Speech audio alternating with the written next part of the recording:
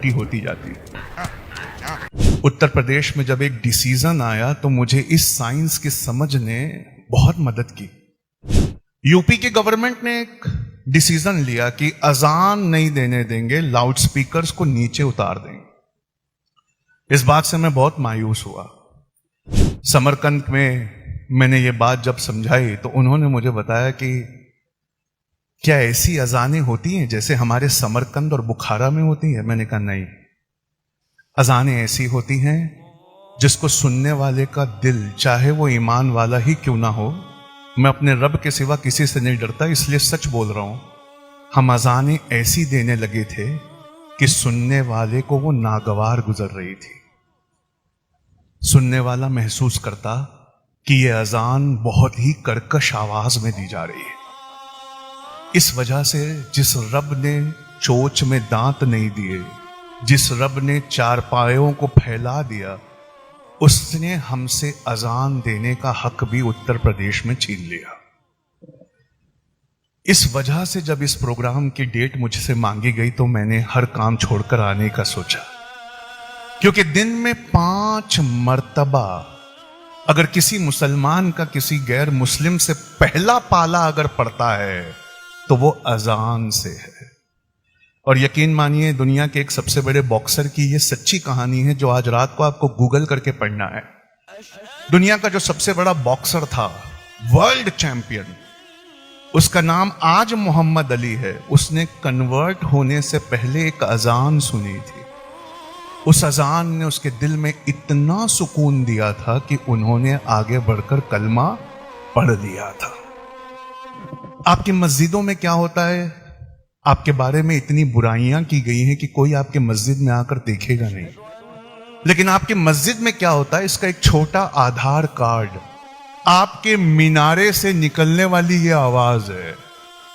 अगर ये आवाज खूबसूरत है तो लोगों को करीब लाएगी, अगर ये आवाज बहुत खूबसूरत नहीं है तो लोगों को दूर करेगी। खानकाएं हुआ करती थी, मदरसे हुआ करते थे, उनके बारे में यह मशहूर था कि कोई किसी शहर में जाए और उसका सामान चोरी हो जाए और उसे भूख लगी हो तो एक खानकाह ढूंढ कर पहुंच जाए और वहां पेट भर के खाना खा ले। आज 2024 में ये बातें गुरुद्वारों के लिए मशहूर है। आपकी खानकाहों की शानदार चीजें अब किसी और ने ले ली है। लफ्जों का असर वाइब्रेशंस के जरिए हमारे खून पे, हमारे दिमाग पे और हमारे दिल पर बहुत गहरा होता है। इसकी एक मिसाल मैं देना चाहता हूं ताकि बात समझ में आए कि अजान अच्छी देना क्यों जरूरी है। आपने कभी किसी बेहतरीन लीडर की अच्छी तकरीर सुनी है?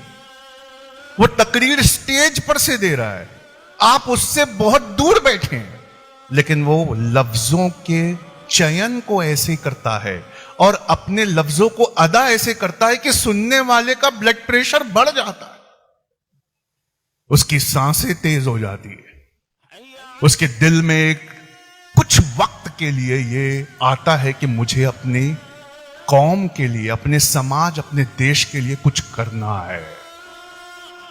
ये अजानें जब मस्जिदों से पुकारी जाती हैं,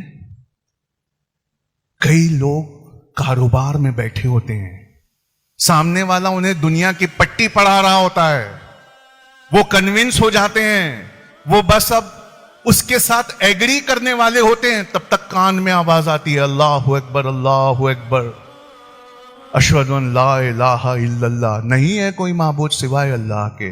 मत घबरा। वो अजान के उन लफ्जों को सुनकर उसके जहन और कल्ब में ऐसा असर होता है कि अगर वो गलत चीज है तो वो मना कर देता है।